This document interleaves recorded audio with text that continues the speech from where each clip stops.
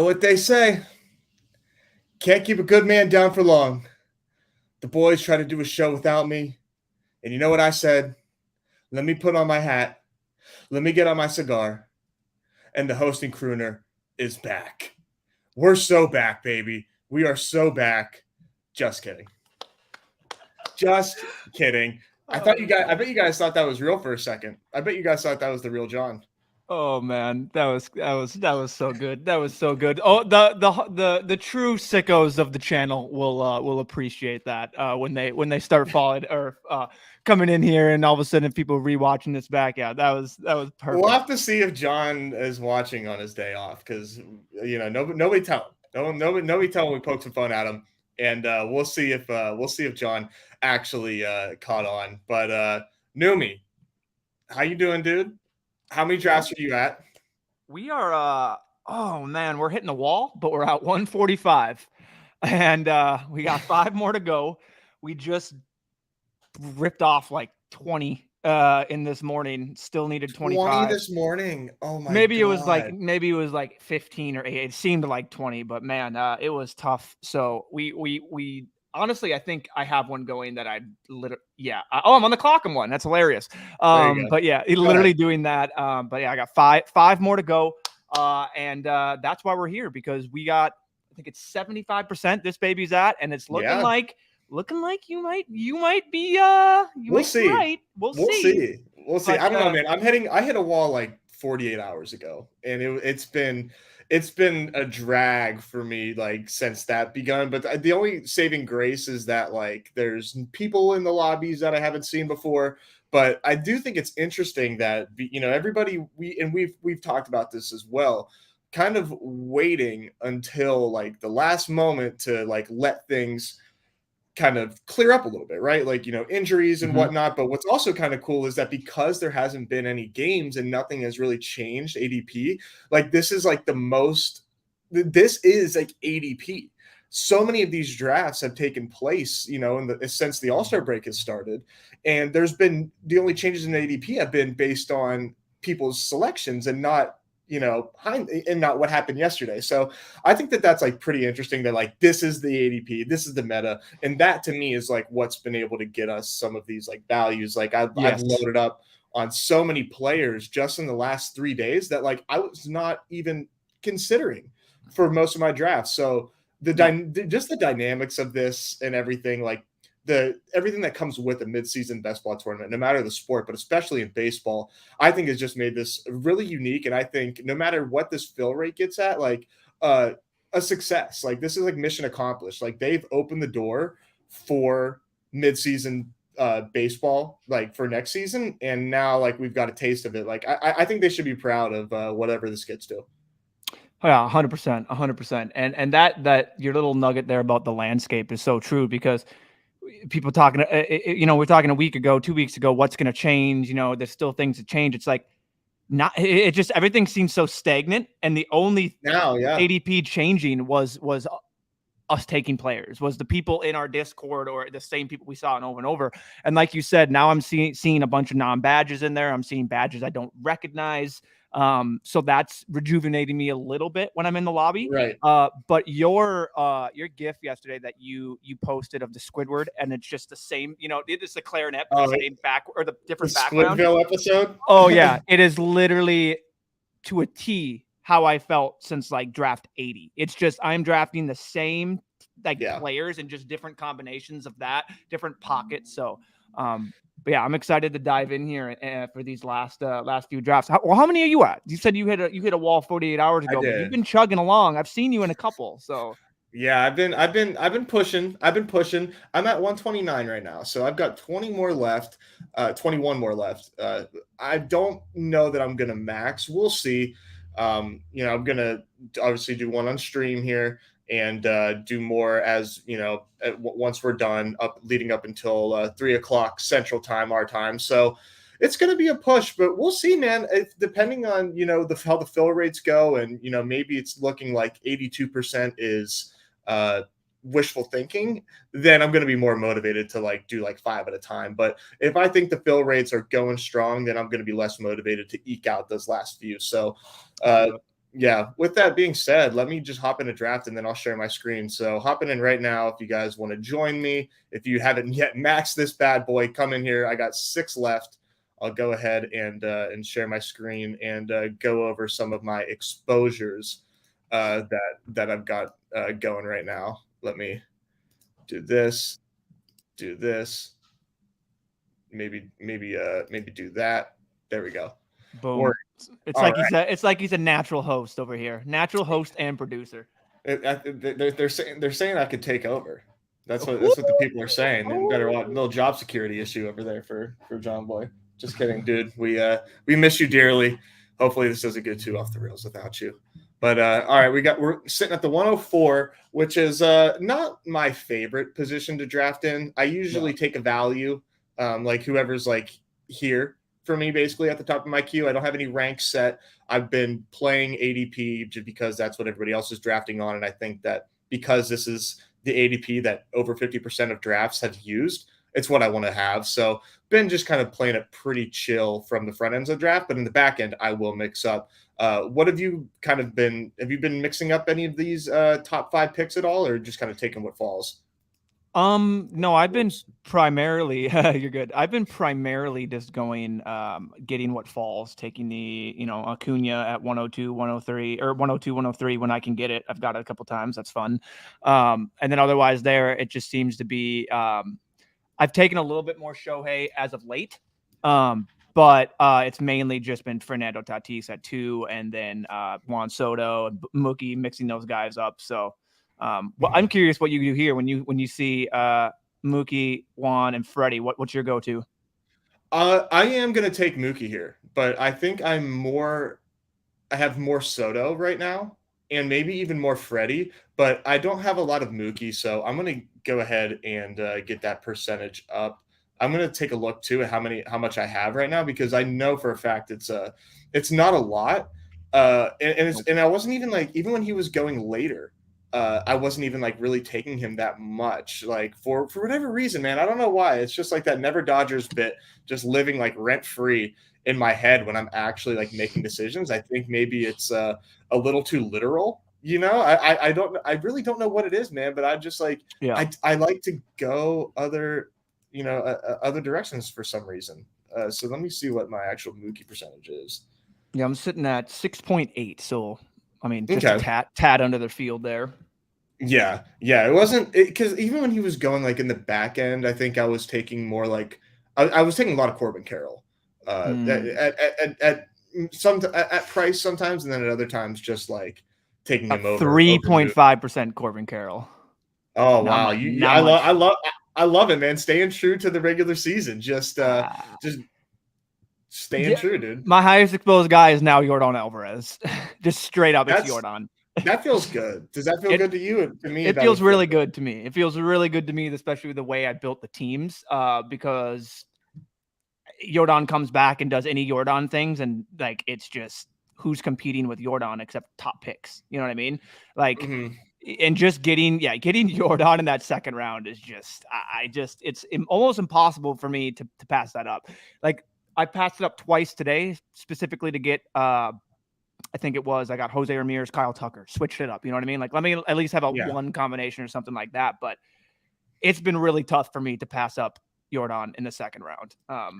I agree, man. Because if he's starting his rehab assignment in AAA, like he's missing probably a series, right? Like there's no need. It's not like it's like a pitcher that's come off a long injury that maybe needs to get his stuff under control. Like it's Yordan Alvarez. He just needs to swing a bat and, fingers crossed, knock on wood, whatever, that he like stays healthy. And it's not taking long. Like I'm honestly surprised that he hasn't jumped based on the rehab assignment news. I was expecting that to happen, and he's still been there, which has just been the reason why I'm just still continuing to get more. It's Freddie's moved down to that, but yeah, my exposures are I like them a lot. They've changed it a little bit. 2 Twins have made their way into the top page, into the top 10. Oh, if you can guess who those are, probably pretty obvious. The 2 underperforming stars on the Twins that maybe can have a good second half, but Yeah. Really, you even Correa, you're still in on Correa. Correa's been falling to the 150s in the last 2 days in a lot of my drafts, and I think that's just absolute silliness. I mean, it's Carlos Correa, it's Yeah. the talent, like 150s, like 140s, 150s. What are we doing? All right, you're faced with Judge and your boy Seager. So Yeah, I think Judge could fall with these, depending on what Senpai does. So I opt for Seager. Like I said, man, I'm really in on just Seager, just in a vacuum. I mean, the entire Rangers offense around him like has all kind of like come to a screeching halt at once, strangely. But Seager, I just think is just like really safe to do Seager things, no matter what is going on around him. And if the team starts to hit again, then that's even like better news for Seager because he has like 100 run, 100 RBI pace type stuff in his bag. But Alonso, I've been like really enjoying Alonso too with the schedule talk like we've discussed and just being obviously Pete Alonso, and there goes Aaron Judge. Usually, man, with these the no badge folks, but this guy's got the Trojan helmet, so maybe I underestimated him.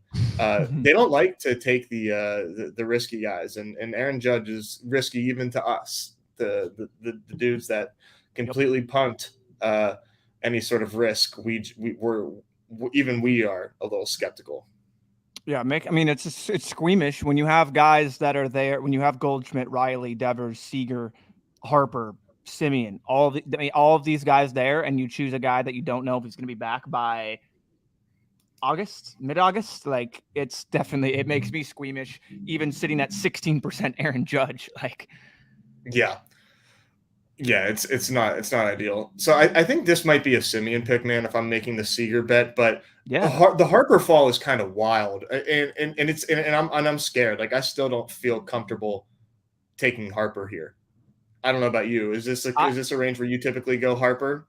Let's check the exposures. Yeah, it would be. I have about 10% Harper, so I'm mixing them in there. It just depends what I want. But yeah, no, I've slowly moved up and done a lot of that Simeon Seager pairing. I did it a little bit at the start, and then I stopped because I felt like, oh, let me get a different like content or a little texture to my Texas stack. So I went Seager one time and then would go like low, and then would go Simeon first and then get some others rather than continually having this combo, which seems readily available. But I definitely have my fair share of the Seager Simeon. Yeah, Bryce is interesting, but I mean, He was looking at going like a week ago, like at the 1-2 turn, and I then everybody know. kind of realized that he like has no power right now. But I think that's as I say this, like I mean I have the stack, so like I feel okay doing that. But like as I say this, man, like Bryce is still hitting the ball hard though. So yeah, like I still have faith in Bryce with that offense. Totally understand. Like he's not everything that's going on, the counting stats, the numbers, the underlying numbers. Like you just said, he's not hitting the ball hard. I he is. just sorry, yeah, no, he is hard in the ball hard. It's just I've been taking him there and just I like the Phillies, like you said. I love the Phillies Yeah, playoff schedule. you're So smart on that, I think, man. we'll do I don't know. We'll see. I maybe went too overboard with it sometimes. But I mean, it's just the micro edges, like you said, like I already feel if we know baseball, we already have a little bit of a micro edge itself. So I'm just trying to stack micro edges as much as I can. And I feel like that's what I've been doing by me just offhand. I mean, knowing a little bit more baseball than the casual user. And then just knowing and being in the daily streets, knowing how this works, you know what I mean? Drafting so many dingers, and then just having all of this here, just knowing who plays the most games, who goes up against each other, who's going to potentially have a 2-start week in the finals where the money is. Like it's what we've been preaching in every best ball product in sport since they've opened. Since we've got the mainstream coverage for this. I mean, basketball last year was who has the most games? Like the Oklahoma City has like the most games in the final week. Like you want to get some Thunder guys, you know what I mean? Like we've been doing it for golf as well. Who's going to give you potentially who's available for when this happens? So yeah, I've been really trying to stack the micro edges on top of them, and hopefully we can just something good comes of it. Yeah. And before we continue on to that point, I just want to acknowledge our chat here. GMs to Magikarp, aka Gyarados. Shout out Seth here. GM to Senpai's in here. What up, dog? It's good, Got brother. Raise It in here. Do we even put the exposures a little bit more than full season, or are we? I'm not sure. Raise, you might have to clarify that, unless that's an inside joke. But yeah, so dude, with the Phillies, man, the one thing that's interesting is you can't, like, unless you like really reach, which like maybe you do it, like you take Harper back at the 12 again. It's hard to get like him, Trey Turner, and Kyle Schwarber all on the same team, but not that that's like it's all or nothing, but it's just something to like think about if you want to get a unique stack as we close out this contest here. Anybody you see here? I've been kind of taking more glass now, but I'm open to All the suggestions. glass now. I've been taking all the All right. glass now. I think baseball's point last night on the stream, I brought it up on just how I've been targeting pitchers, guys that I feel like have more left in the tank, don't have maybe as more wear and tear early in the season, and that can give you bulk innings during this contest. I mean, that just screams Tyler Glass now with how little he has on that arm. So if we can just continue to eke out of that, and maybe he doesn't get that injury and can sustain. Plus, shout out Magikarp, hit me up. There's the Myco wedge of knowing potential starters today. Not going, we won't get into weather and all that. We know Glass now is up, but potential starters today for this long elongated week, because when we go look at the 7th inning stretch, I'm fairly certain, 1, 2, 3, 4, 5, 6, 7, 8, 9, 10. This week 15 is a 10 days, 10 and 7. Yep, I got to pull it up right here. Yeah, so just knowing that off the bat, like you can get some 2-start weeks potentially in that little window. And just knowing the starters going today, they're going to be going next in the rotation. So squeaking that out, I think doing that with tomorrow's starters as well.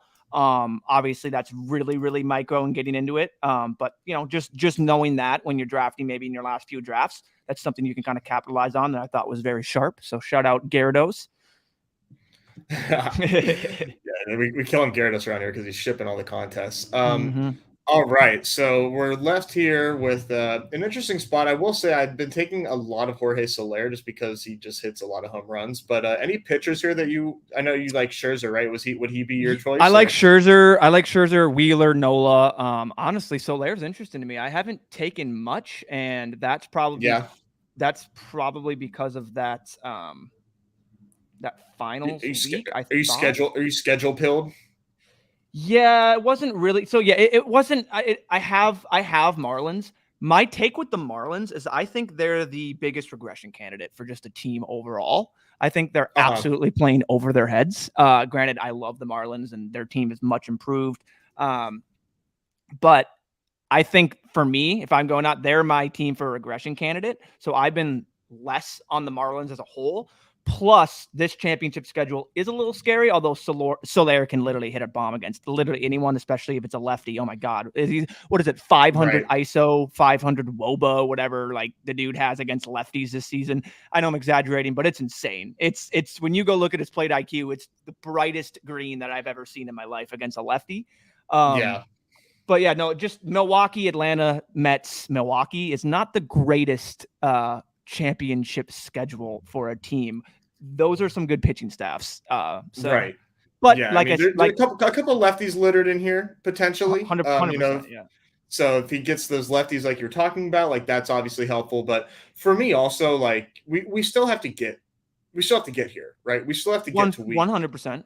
Yep. To round 4. So he just fits the profile of the big beefy boys that hit home runs, which do so well in this contest. And I just don't know that like the power and the profile has caught up to his ADP necessarily. Plus, if he gets Jazz back, I think there's some potential there for him at least being a high advance rate guy, maybe not a high win rate guy. I know that was kind of the flavor of discussions last night's stream. I think that was brought up a bit, or maybe I'm confusing my streams here, but Darcy did a nice stream last night. I will say that was fun. That you were a part of. There was some really sharp discussions there. Yeah, for anyone that didn't check that out, definitely. I know, like, obviously, it's the contest closes soon, but James Yeah, McCool and Nick that were on the first two guests were fantastic. I don't know if you watched that, yeah. Nez, but it was confirmation bias city with James. He touted JP Sears. He was touting Blackbird. He was touting all of our Oh, guys. He was touting the Reds. He oh. was going nuts. He's talking vibes matter. Like he's talking about vibes and like Vibes projecting matter. and all that. Oh, it was great. It was 100. It was fantastic, man. Yeah. So So we're definitely on the check that clock out. here. Sorry, real quick. Go Mitch for the brand. Uh, oh, dude, I don't know if you know, I'm like Joe Ryan has been like my pick of the week.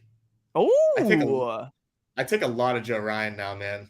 I mean he's hashtag as the kids would say good. So like, I've and so he's like just fallen. I don't know what's going on. I don't know if there's news that I apparently am not in the Twins universe, but it's his last game in the game log.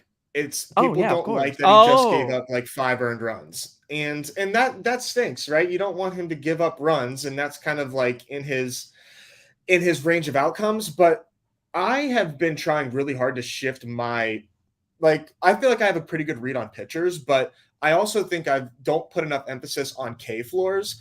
And Joe Ryan, man, as far as a K floor is as solid as they come for pitchers. So I've been like really leaning into him more, trying to make up for ground that I wasn't getting early on. Like I'm at 8.5% Joe Ryan. I swear I take him in every draft lately, like because I was just not getting there when I should have been earlier. All right, this is yeah. tough. Well, I'm still kind of kicking ourselves for not taking Jose Altuve and pick 90 yesterday. I don't know why that didn't take place. Like he's not coming back here. Um, Nathaniel Lowe, dude, has just been like such a disappointment. I think I might go like Sandy, man. Team Tuma here and Dude, I think get Sandy's Sandy. such a good pick here. You wanna talk sorry, you wanna talk about a guy that has work he has proven he is a workhorse and that's most likely going to give you those innings and be out there barring any injury. That's Sandy Alcantara. And like the Yeah, floor there, I mean, this guy was going borderline round 1, round 2 in the dinger. Like yeah, it was top five pitcher. over and over and over. And like all he's done is just, yeah, of course he's had a subpar year compared to his last two, but like he's still been okay. And like I'm willing to like with your staff there, what you just did, like as a number 2, that's really fun when you already have Corey Seager, Simeon, Betts, and Soler, and then you can just tack on Sandy as your like number 2 starter. Just feels like a cheat code. Yeah, he just feels like such a smart pick and with like value considered, right? Where we're getting him. You look at his like past results here. So like this season, right? Obviously the 4.72 ERA, not what you want. The Ks are down, the walks are up, home run per 9 is up. This is what you could probably look at this and say, well, that's a little bit luck based. And the BABIP isn't even like insanely high, but the left on base percentage is lower than average. The ground ball percentage is lower than average. So just seems like things can kind of go back or things can regress positively for him. And obviously in a way that benefits him, of course. So, I mean, if FIP is your thing, XFIP is your thing, like these things are in line with him having better results in his future. So just something to think about. I don't like to put a ton of emphasis on it unless it fits a prior on expected stats, but just something like that I think is interesting to consider. And when someone like Tuma is like pounding the table for like Sandy being like a value, like at a certain point, man, you gotta just like let your biases go and trust the big man. Yeah, I've been on lockstep on Tuma with a lot of his choices. Like Lance Lynn is now my 3rd highest exposed pitcher. So like it's just I have so much Wow. Lance Lynn as well. Yeah. Wow. Which is scary because that park factor also doesn't benefit the pitcher when we're talking about the Chicago White Sox park factor and how good it is for the offense. It kind of does the exact opposite when you're drafting Cease and Lance Lynn. But I really think at 130 and 140, like Lance Lynn was a smash pick. Yeah, that seems like a no doubt So right there. It's this for me. It's between this. So I take a lot of Senga. What do you go ahead? no, I mean I would just do since you have with the pitchers you have right now, I would like adding Luis to that. Like and that's a bias, that's a prior. I just think he's good at baseball. I love him No, as a former it's, Twin, but yeah, he's I mean I mean everyone wants to talk about that he just all he does is hit and like maybe not great for this contest. If he continues to do what he's doing, he is perfectly fine for this contest. If he's going to, you know what I mean? Like, oh, cool. He's not hitting home runs. That's fine. He's getting like 2 to 3 hits a game, doubles, singles. Yeah. It doesn't matter. Like it's got runs. He's got counting stats. Like they're there. And if Jazz and we have the Soler bet as well. So exactly. So like if these guys come back, like I'm interested to see what you'll do here with the potential. That's decision. What's tough. Yeah, this is tough. I wonder what Senpai is going to do. So we'll just like go ahead and queue up some guys. So I think this is what I'm considering here. So he takes Muncy here. I think I would rank this like so. I don't Steer's tough because of these guys that go around him, and I don't take a lot of Reds because they don't play a lot of games in the playoffs. And but I love the Reds. What would you do here? Would you continue to stack up Miami, or do you go with get a little Mookie stack? And because I think I'm going to go Will Smith. Yeah, do Will Smith personally. Would you do that? Because I would. Yeah, I would. Yeah, I mean, you know my stance on the Marlins. I don't know how many I want on there. If you did Jazz, that would be perfectly fine. Like, and then I would just cap it at that. But yeah, give me Dodgers. I mean, yeah. They play. I mean, maybe not the greatest matchup, but that Detroit in the final weeks is very juicy for the Dodgers. I can just see that being fun, and then the Giants as well. So I mean, that's really fun. The other thing about Sandy too that I really like about the Marlins pitchers is they're going up against the trash can that is the Milwaukee Brewers offense in 2 series in the final. So they got 7 games against Milwaukee. So who's that? The Marlins. Oh yeah. So like you want to talk about trash can offenses. Side. Yeah. Like that's it does the reverse effect when you're doing that, but that's why I've been really on Sandy and the Jesus Lizard himself. Yeah, man. I wish I had more Luzardo, but unfortunately he has to go right next to Mitch Keller, and like what am I to do? We're gonna take Mitch Keller, of course. Duh. Yeah, so what I like doing, you brought up the Brewers, right? And let me just pull up the draft board while I get like what I'm trying to get pulled up here. Yeah. And looking at like a team's splits, right, on the season. So if we are looking for, let's say, oh gosh, sorry, my split, like for example, just trying to look at a team's like batting stats against like right-handed pitching, for example. And seeing how, in this case, the Brewers look against right-handed pitching. We'll pull this up here. Boom. Okay, here we are.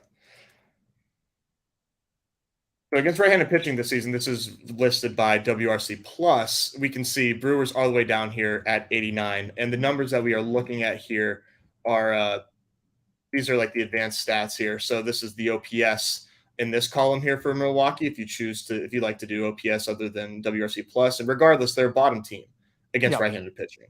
So, but if we go to left-handed pitching, I think it honestly might even be worse. Because like that's pretty much all their bread and butter. Yeah, that's where the top guys are. Because it's like, well, that's what that's what Christian Yelich is doing for us. So if you look at, I'm on the clock here, so and then we'll jump back to that because I do want to see how teams are doing against lefties, and maybe we could pinpoint some late round targets, do a little bit different process than I'm used to. So I do take a lot of Hunter Brown here. Here's your boy. I'm sorry, I'm not going to do Correa yet, and Jordan Walker has been up draft boards for me. What do you think? Do you think Woodruff is smart with this build, or just play the playoff? No, not Woodruff. Not Woodruff.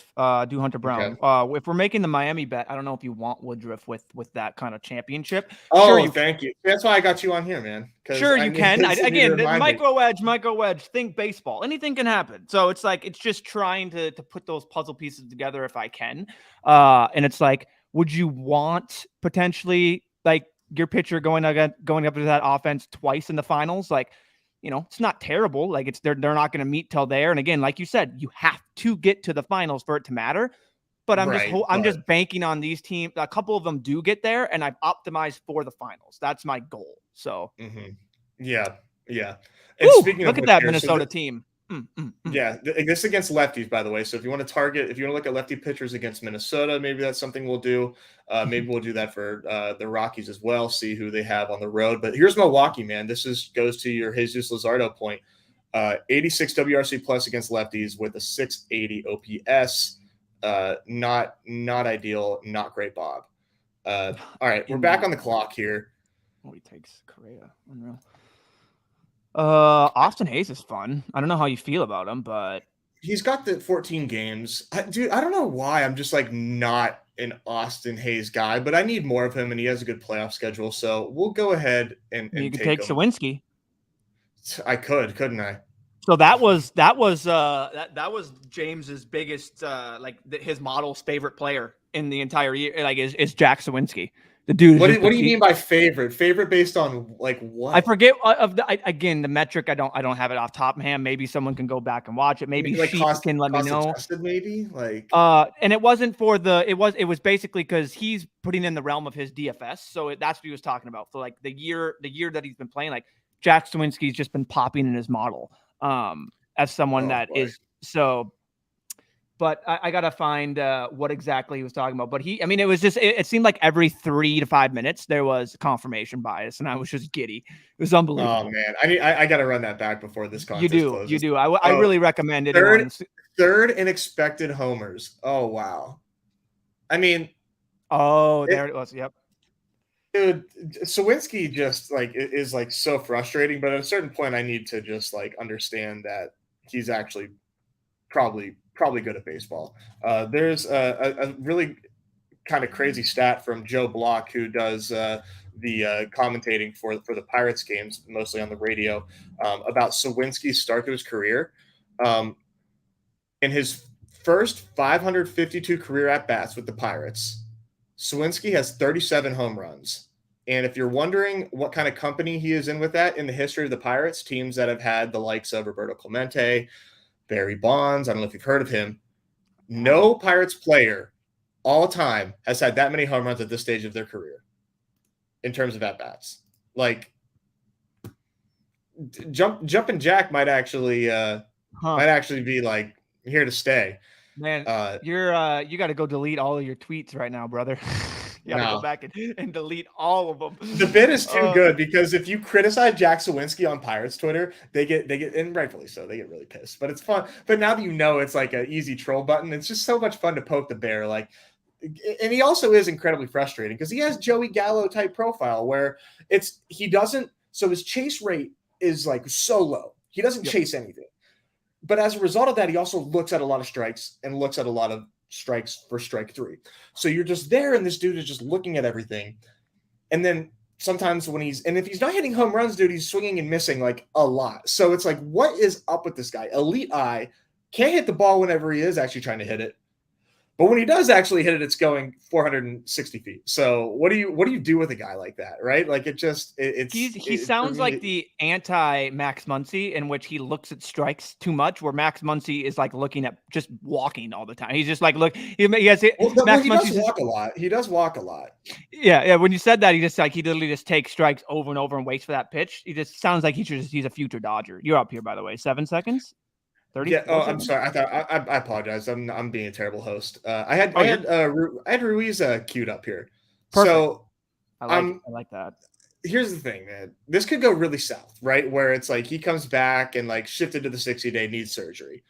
That's in the range of outcomes with the dislocated shoulder. But the fact that hasn't been announced yet gives me hope that like the dislocated shoulder hurt really bad. Ouch. It's back in place. He's healthy. And he is going to play again and steal 70 bags, because when Ruiz was healthy, and hitting leadoff, which I would love if the Athletics, hello, knock, knock, knock, if you're there, put your best fucking hitter at leadoff. Thank you. That would be fantastic for his points per game because he's a monster, dude. The stolen bases here, like, really coming to fruition as far as like what they can do for a fantasy floor. Like if Astory Ruiz on the Oakland A's can put up like a where he's going. Like he was going in like the 90s before he dislocated his shoulder and was hitting leadoff. So this is where I was buying him before. This is where I'm getting back in. All right. Here's what we're looking at for pitchers. Let me know if you see anything. We're kind of all right on there. We got 4. Let's go with some offense here. Anything that you see that you like? I mean, Kelnick. Yeah. Kelnick. Okay. Pena. We'll do a little Kelnick. I like Kelnick, man. I think you could probably make the case that he's not like egregiously mispriced, but like probably mispriced, right? Yeah. I just from the outfielders here. I don't know. Like I don't know what to do with Taylor Ward and Hunter Renfroe besides take them and then swallow my medicine when I do. Like just take them a little bit and have a little bit of exposure to them. Like it doesn't feel good to take either one of those guys. You know what has me worried? Yeah. So they tear it down or what? Yeah. Well, yes. Hold that thought. But Nick Schlane for FTN, like I love him, dude. He's an awesome follow on Twitter. He tweeted out his exposures. He did like 15 of these drafts, and he has 73% Taylor Ward. Now I'm like, oh, dude, am I wrong? You know, like I'm like, that is such a bold stance. Yeah, we have 5% Taylor Ward. So that's man, I took a share this morning because I was like, oh wow, I might be wrong. I'm at 9%. So basically even with the field, but that like had me like really shocked. And I'm with you, dude. I think they tear this shit down. Like, yeah, if they're not in, it would be the ultimate move. And I'm not going to get into anything. Try not going to like baseball economics, but dude, it would just be the biggest failure in the world. Like Ohtani's leaving, he's not going to stay. In my opinion, he's not going to stay. Oh, dude, no way. If you're not in contention and you don't pull the trigger to get the biggest haul ever, you're trading a guy that is the best in a position in 2 positions. A trade that will never, ever, ever happen again in baseball. You could get a haul that could rejuvenate your farm system for the rest of your freaking like existence. I'm not like, oh my gosh, dude. Like, yeah, it would just, it makes me just sit back and when I'm doing Sims and doing all these on 2K and MLB, like, oh my God, I would pull the trigger and see the haul that they get.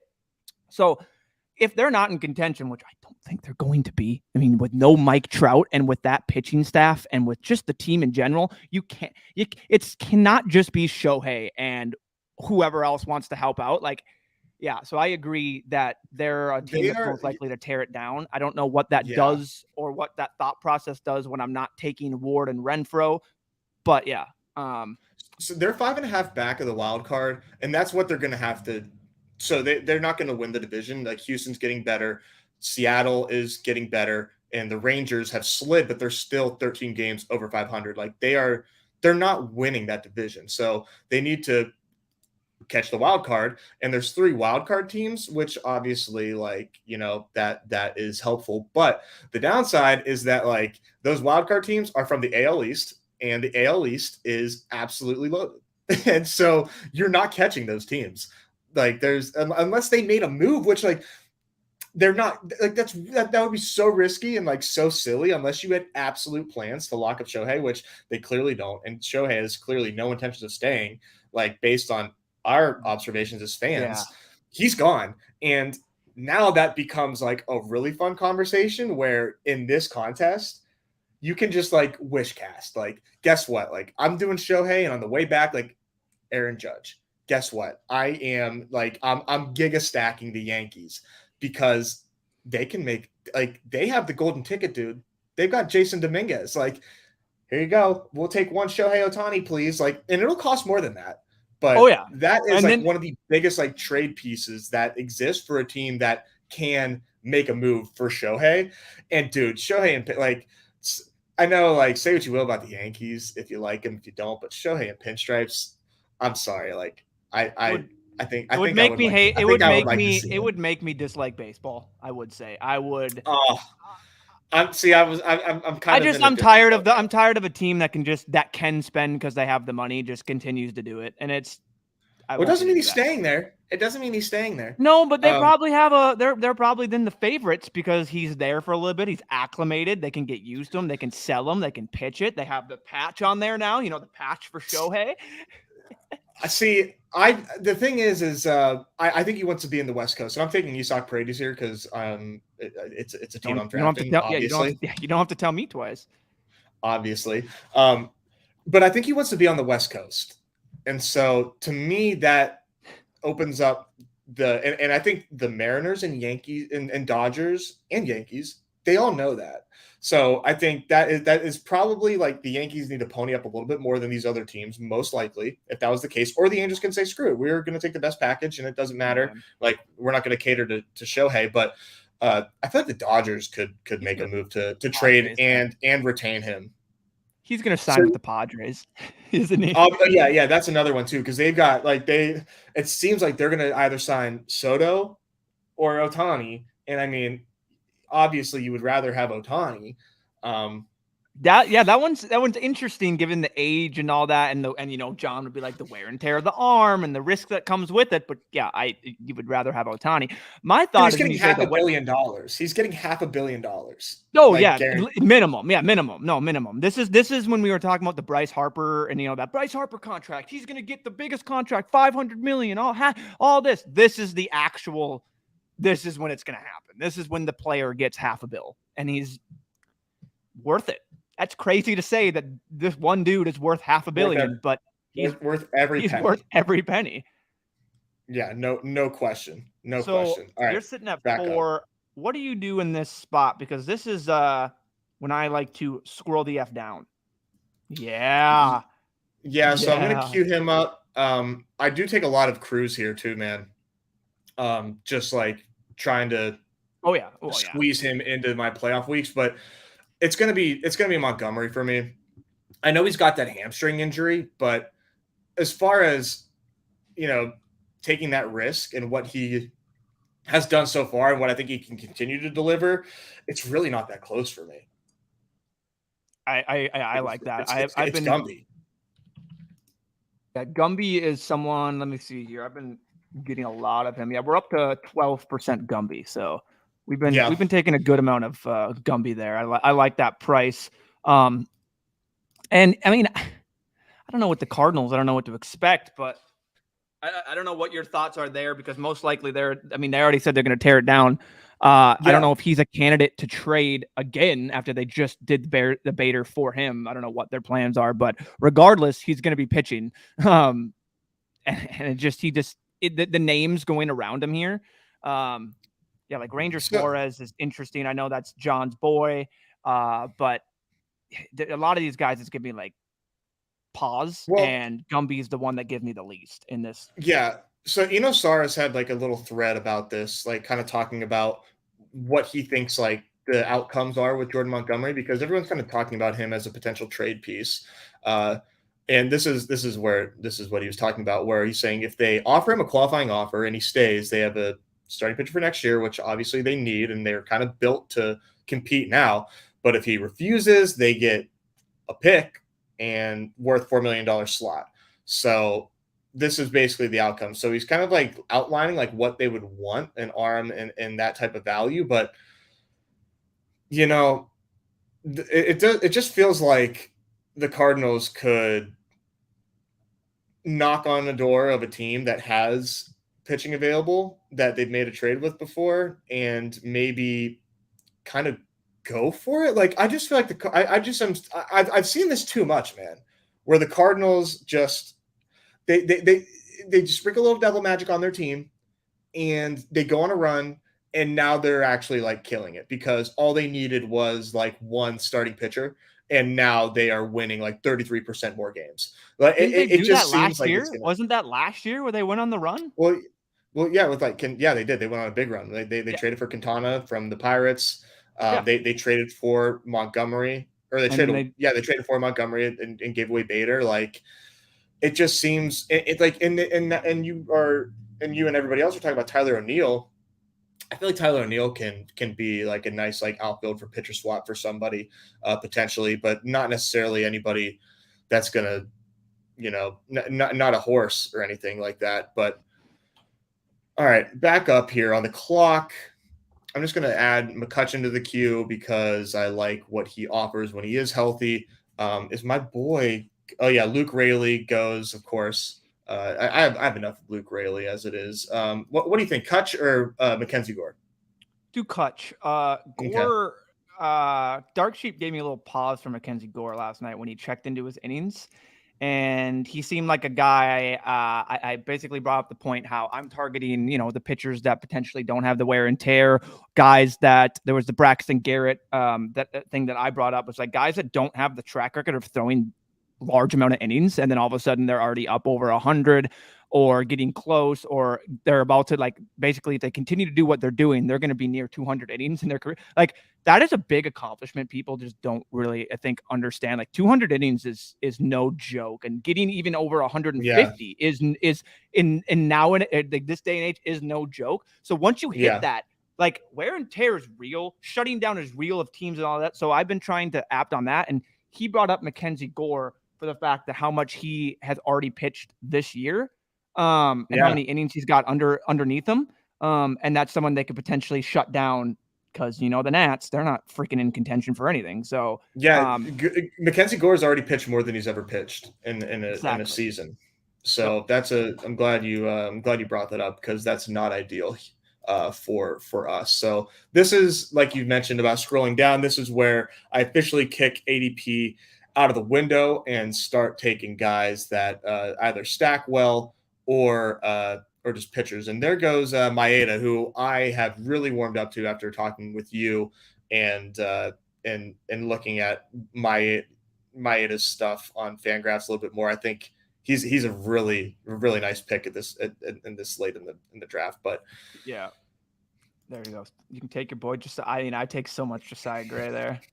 I know, man. So I'm between him and Zeke. But I've got the Texas thing going that I think I'm going to go Duran.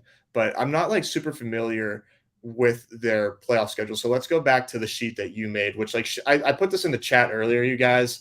I know that this contest is about to close, but like this is so invaluable to have when you're drafting and just seeing what kind of schedule you're looking at for the finals. Because ultimately that's what we're playing for. You don't win $30,000 for advancing. You win $30,000 for winning the finals.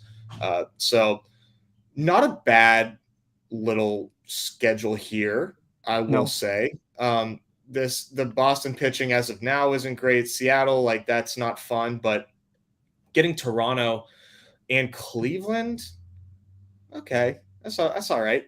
13 games though. We'll take 13 games. Yeah. The only knock I can really give them, I guess, is the 64 out of 6. They play the least amount of games total. Doesn't really matter to me. It's in the thought process, but it's not really mattering. I'm fine. They have the 13 games. I like their championship schedule, and it's the Rangers. You know what I mean? Like we know the offense they are. So I'm not silly enough to be like, 4 less games. Simply, they can't do anything. You know what I mean? Like, no. So I have a lot of Rangers as well, and I like that. But yeah, I love the Rangers. My favorite, where was it? I found like the favorite playoff schedule. I should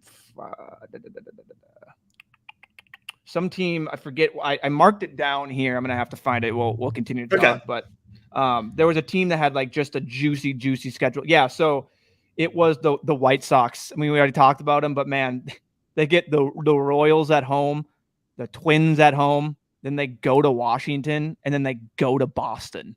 Like, sheesh, that's a fun championship schedule for those hitters. Yeah, it really doesn't get too much better than that, right?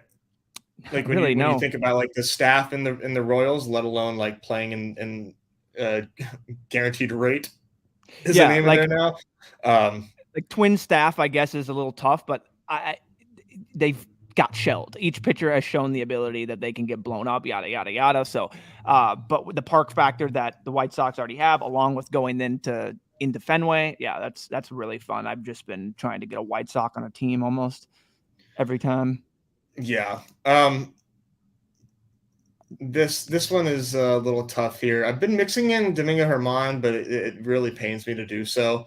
I think I might go Bybee, man. I'm really just like a Bybee guy, but I actually, since I'm going to play the ADP game here, shout out to the Trill Wither show, by the way, hanging out in the comments earlier. That was cool. Thanks, guys, for popping in, saying hi. But asking us to take Tommy Pham, and I am a Tommy Pham guy for a couple of reasons. One, he has a very nice playoff schedule. The Mets play 14 games.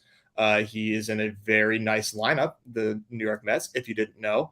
And if you didn't know, Tommy Pham is having an excellent season, a 130 WRC plus on the season. And if you want to give a little arbitrary endpoint here as well, and just date this back to May 30th, so basically since the start of June, Tommy Pham's numbers are bananas. He has a 158 WRC plus, a WOBA of nearly 400, slugging 556 since June, dude. He is like on fire. And there's a potential for him to get traded if the Mets end up shutting shit down. And if he gets traded, he's not getting traded to the Oakland A's, right? He is getting traded to a really good team. Yeah, that's a good point. I've been like all over Tommy Pham where he's going. It is like shocking to me that he has not risen at all. I'm not really sure why. I mean, you know my stance with the Mets. Let's go check out the Tommy Pham. Yeah, we're sitting at 11% Tommy Pham. We're happy with that. So there you go. No, yeah. I don't even think I'm that high. I'm at 11% too. So like I'm also I'm looking right in the mirror and saying like, what are you doing? Why aren't you taking more Tommy Pham? Probably because I'm taking infielders in this range, but infielders have gotten dry late. It's not like the Dinger, right? The Dinger used to be like a plethora, and now now it's actually like gotten pretty bad. I've been trying to just find spike week potential in these last infielders. That's been my goal. Should we make this a me draft? Yeah. I mean, it already is. So yeah, might as well just top it off. I'll wait for my last pick, but what do you think? Sears or Bybee? Ooh. I like Bybee for the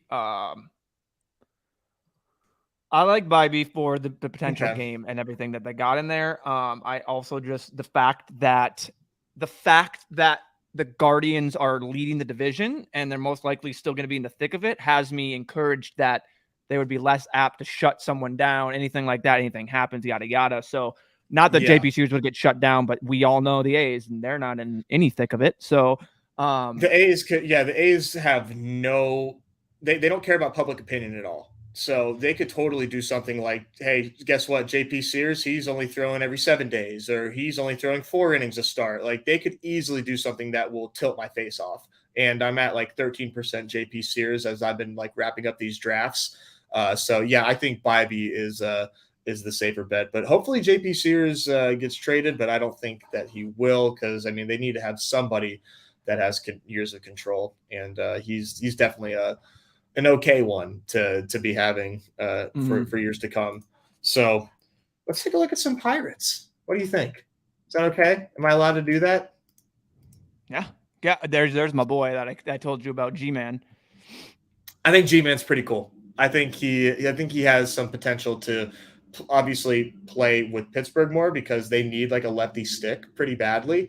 Also a trade candidate, right? I think him and Carlos Santana are liable to get moved, but I don't know, man. I don't know that they move Santana. Like he's been pretty good for the team. And if you're like plugged in with the Pirates, like, they're going to make some moves. It's just a matter of what. But they also are like very keen on making sure that like fans feel like that they are like not completely selling. They're very much like they're like kind of the opposite of the A's right now, where they are actually like very much tied into like what the public opinion is, because Ben Cherington has done an awful job, like straight up so far as GM, hasn't had a winning season yet as a GM, and he's like kind of on the hot seat. So he needs to like, start to show a little something. So We'll see. All that being said, man, G-Man Choi has a place in the Pirates lineup. He has a place in other lineups as well, being a really solid lefty stick. Like that is always going to be like beneficial as far as like being on a platoon, being on that side of the platoon. But I don't know if you noticed, I've got a rookie in this queue as well, in Endy Rodriguez. I was going to ask you about that one. So, I mean, you're going to have to give me the Endy take because this is your team. That's your boy. All right. We're gonna pull up Endy Rodriguez Fangraphs, and we're gonna just take a look at his somewhat disappointing 2023 so far. I might have to. I don't know if I can do a game log. Yeah, they won't. Maybe they will let me do game log. All right, yeah. So it'll look a little bit better because on the whole, his 2023 is not good. But since it's still not very good. But let's just look at his resume on the whole, so you can kind of see what we've got going on with Endy. So here he is here. He was acquired, I think, as like a third player in the Joe Musgrove trade to the Padres. He was like a throw-in, like just like randomly. And he has been excellent since. And last year had an awesome year in Double-A, almost a 200 WRC plus, walks a ton, doesn't strike out a lot. And like these slugging numbers are like insane, but seem to be a little lucky. You look at the BABIP, it was running extremely, like not extremely hot, but it was running hot.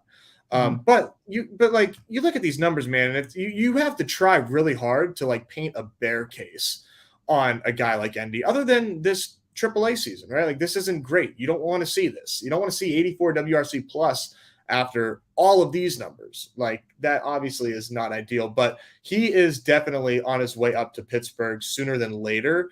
And he's going to be very, very low owned in this contest. I think I might be the only one taking him, and he will actually catch. Henry Davis right now isn't actually catching. He caught like one game. He's playing right field. I think he's like the right fielder of the future right now. But man, I think Endy's going to come up, but I just don't. It's just a matter of if he's actually going to hit or not when he does come up. Just something really cute. I'm getting like really galaxy brain here toward the end of this. We're sitting at 6'6" here. To me, this is going to be an infielder. I'm just going to put Endy up there. But if you have any, no, you think? I mean, go ahead and take him because the guy, unless my guy has been taken in who I've just been smashing in Jorge Polanco. Polanco's definitely still here. Yeah. I don't have any Polanco. You don't have to take. Oh, you don't have to take an unstacked. I'm taking Polanco.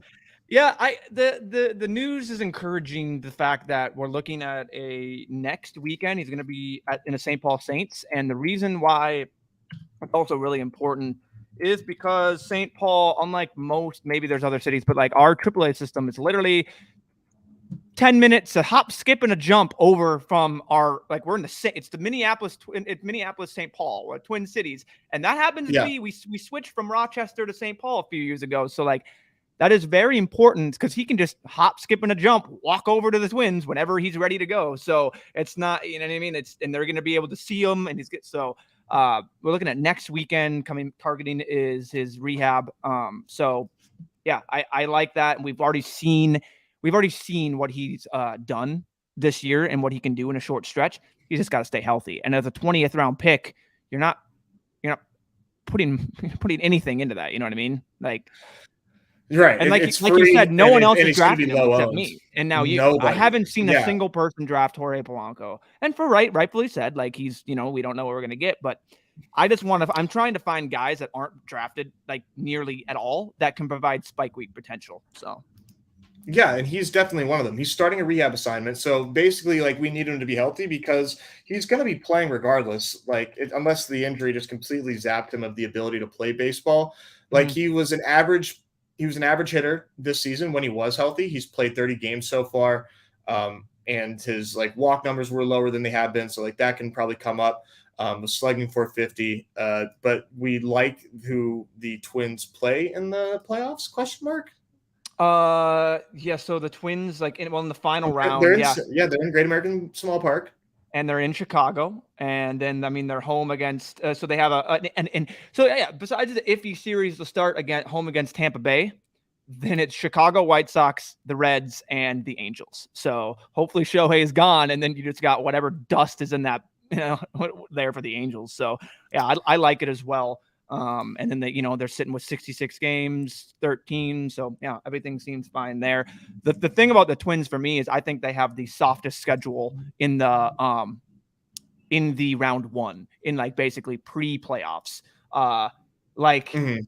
It is truly incredible for me. Like, let me just name off. I mean, right now we're starting a series I'll against. share it here, and then Yeah, you can say it along.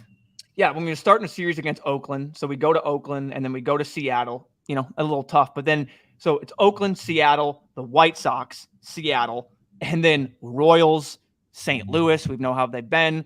Arizona, Terrible pitching staff for St. Louis. Yeah, and then we know Arizona. I mean, they have definitely gettable, and then Detroit, Philly, Pittsburgh. Sorry, but I mean Milwaukee. So You don't have to apologize. There's a lot of softness in this twin schedule that I really really like, and I'm hoping that we can just turn that corner and something sparks and that offense gets going. I mean, the forecast for like the next 2 weeks month is like 90 degrees over and over in this freaking god awful state. The humidity is unreal. Dog days of summer.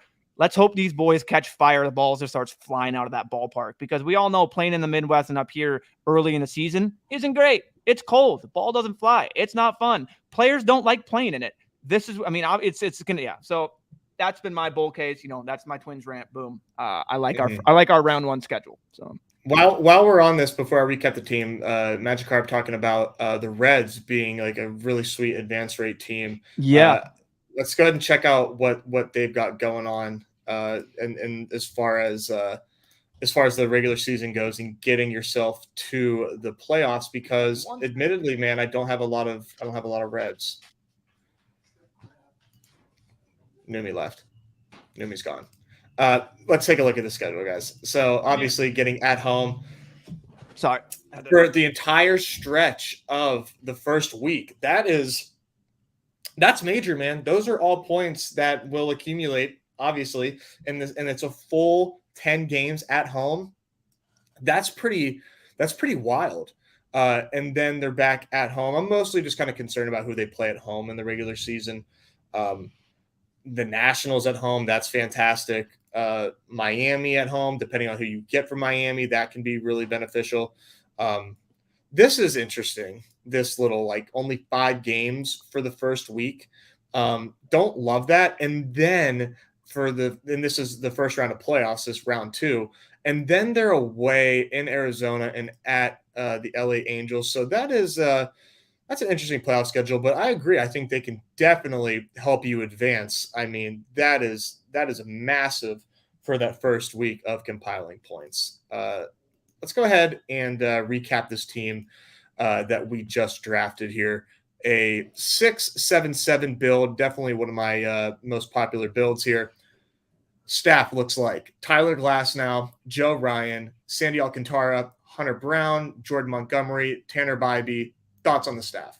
You might want to switch to screens quick, and then yes, Thank I like it. Yep, you're welcome. Thank you. My first time.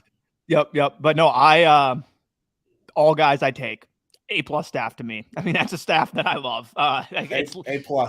Like, dude, it's all guys that I have a good amount of exposure to, especially. I mean, you know me, I can't quit Tyler Glasnow. So no. And I'm making up for that. I will say I've been really, really light on my Glasnow shares thus far. So I've been trying to make up for that. So I'm at this would be my 7th share of Glasnow. So I've done 130 now. So yeah, not heavy on him, but trying to make up for it late. And then my infield here, we've got a little Rangers stack with Corey Seager, Marcus Semien, with Luis Arias, Will Smith, Isaac Paredes, Ezekiel Duran, and Jorge Polanco. This has you and I's fingerprints all over it. I'm a fan of this infield. Yeah, I like it. I like it a lot. I mean, you can't go wrong with the Rangers that we have up there. I mean, they're just unreal. And then the upside that you get in any of these guys, like you've got so much. I got so much Isaac because of you. So shout out. I love that. Yeah, I got. Let me just make sure that I have on. Yeah, Oh, I take geez, how do you spell Isak his like name? Yeah, we're at. I so mean, we're much. at 11%. I would have 0 Okay. if it weren't for you. So that's all you. That is your Yeah. fingerprints on that exposure right there. So shout out. Thank you. Thank you. If I can get anybody to draft So Isak, then I'm doing you my need to job. let me say this outfield, and then I need to ask you a question because one guy here I have yet to take any, or I have 2 shares of, and then the news. So go ahead here, name this infield or outfield, which I Yeah, like so a lot as the well. outfield here looks like Mookie Betts, Jorge Soler, Austin Hayes, Astoria Ruiz, Jared Kelnick, Andrew McCutchen, and Tommy Pham. So we definitely got our outfield late, but I will say I like drafting outfield late more than I like drafting infield late in these 7th-inning stretch drafts because just the way that people have trended to taking players, and I like the projectable outfield volume. I know that's kind of like it sounds like a very low win rate thing to say, but I really think that just getting outfield ABs is like way more helpful than just like shooting the moon. I don't know. That's Well, kind of where it's better to get ABs and get what Oscar Gonzalez is getting right now. So, and that's not ABs. It doesn't exist. Figment of Doesn't our yeah, imagination. he is. He exists on my highest scoring team. So just a perfect game squad. So he's there. But so Andrew McCutchen, what you need to give me? I mean, what is this IL stint? I don't even know how many days it is. I don't know what his injury. I don't know what we're looking at from McCutch. I have 2 shares and I haven't been able to take them because I just don't know what I'm gonna get there. Like, and I wanted to. I just don't know what his scenario is. I tried to look it up. So he was like a couple things with him. One, he was probably dealing with a nagging injury like for a while. He was on a really poor stretch. So like I'm not selling you here at all, but he was on like a pretty lowly stretch there for a while. Let me just like give a little arbitrary endpoint. We'll say like since like June 15th, like middle of June. That kind of seems like when this slow cold streak kind of started for Andrew. And no, I'd be wrong. He's got a 120 WRC plus, so it's probably like more like the 25th. Yeah, there we go. There's a little bit of a dip.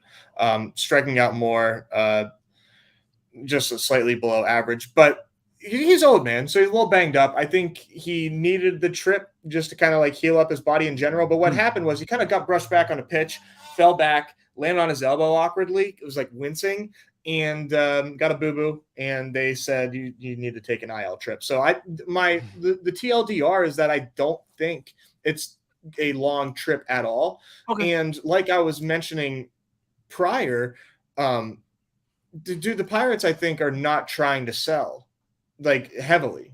If they do sell, I don't think there's a lot of pieces like offensively that are going to be missed. Hopefully, Andy Rodriguez comes up and he does things that he was doing in his past, and he continues to improve. But McCutchen this year, man, I mean, you look 15% walk rate, 425 slug, 357 x WOBA, like 123 WRC plus. These are legit numbers. He is having a hell of a career, of course, but a hell of a season. And I'm just he's hitting in a prime position in that lineup, surrounded by Brian Reynolds, Henry Davis. Where he's going, it's a no-brainer for me. Yeah, that makes sense. It's probably just also in that range. I just have other guys that I've been taking, but yeah, that's just one thing I saw the IL sit. I'm like, oh, what do we got here? So probably should have asked a little bit earlier, not 3 hours prior to contest lock.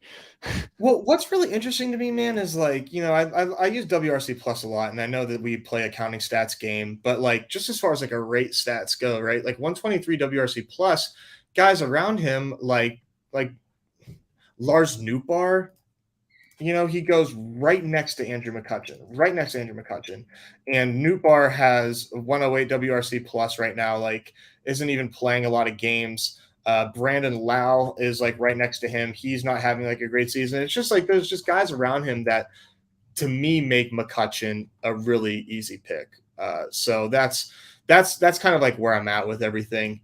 If you look at my exposures here as I pull them up, I've got quite a bit of Andrew McCutchen, man. He's my 3rd highest owned player right now. Huh. So I need him back. A lot is riding on.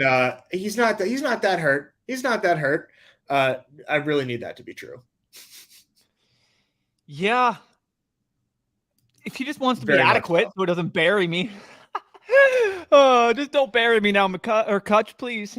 Oh, Yeah, man. I got a lot riding on. Very exploitative here. I That mean, is a with lot McCutcheon of up here JD so Davis. high, dude. Talk about a guy that I don't understand being as low as he is. We got to take a JD Davis detour. I'm sorry. If we want to do another draft, I mean, depending on how much time you have, man, we can always do that because it's the last day. So Yeah. maybe we do. But JD Davis has a nice StatCast page, got a lot of red bubbles around his ex-WOBA, around his average exit velo. He barrels the ball above average. And his numbers, man, his actual results to go along with the StatCast page are good. He's only 30 years old. It's not like he's like old and we have to worry about this guy. Like we absolutely don't. Here's his numbers, right? He's got 450 slug, 119 WRC plus. This is what the projection said. It's not even like he's running hot. This is literally what they said he would be. And now I'm pivoting all over the place here, but you go to the playoff schedule, and I know that there are some tough matchups here in the championship round, but they get 4 games at Coors Field for one of the weeks of the playoffs. Like that is just like, that's what you want, man. That's just what you want. So for being a 20th round pick, I'm just like begging somebody else to take JD Davis so I don't have to take him in the 20th round anymore because I get him in every 4 of my drafts. One in every 4 of my drafts. Fair. Am I Fair. dumb? I only have 4.2% JD Davis, so scary. Oh, dude. Oh, Scary. I'm toast. I'm so toast. No, I don't know, man. I think I'm probably toast. I'm excited to see to post these and have everyone just like laugh because these exposures are interesting of mine. When I go and look Are at you like as the last month. concentrated as I am? I'm not normally this concentrated. My highest exposed guy through 144 is 20.8%. So I'm not that concentrated. I mean, I only have 2 guys over 20%, and it's 20.8 and 20.1. So I've been a little bit more spread, regardless that's right or wrong. But yeah, I don't know. Like for me, which is probably silly, my JD Davis is Patrick Wisdom. So. Oh wow. Okay. Yeah, and like we don't need to get into that. You don't need to go show me how bad he has been. I totally get that, but for me, it's just been that playoff schedule for the Cubs, and then that championship round of where was it there for the Cubbies? Yeah, Colorado, Arizona, Pittsburgh, Colorado. Like I'm just banking that he gets lefties and he's in that lineup. So yeah, it makes and then sense. also getting the games in Colorado and stuff there. Cubs sell it down. He should be getting if the Cubs not or trade anyone and get him more at bats. That's definitely helpful too. So that's been my thesis there with Wisdom. And other people have been taking JD Davis. Not many people have been. Patrick Wisdom goes undrafted so many times. So that's been my thesis there is like, I don't want to have a 20th round pick that a lot of people have. I want to have a 20th round pick that is unique. And maybe that's wrong. Maybe I should have a little bit more JD, but yeah, that's just been my thought process around it. Nice. Before I think we will maybe do some dailies talk. I would feel bad tying up another hour doing another one of these drafts, but I will do another draft off stream if you guys want to draft with me there. But I want to call note real quick. I'm doing a little giveaway. If you haven't seen, I just posted the tweet in the comments there. I've got the line set at 82% full for this contest at lock. We are sitting at 76.6% right now. Neumy, if you had to guess higher or lower, 82% fill by 4 o'clock Eastern, what do you think? I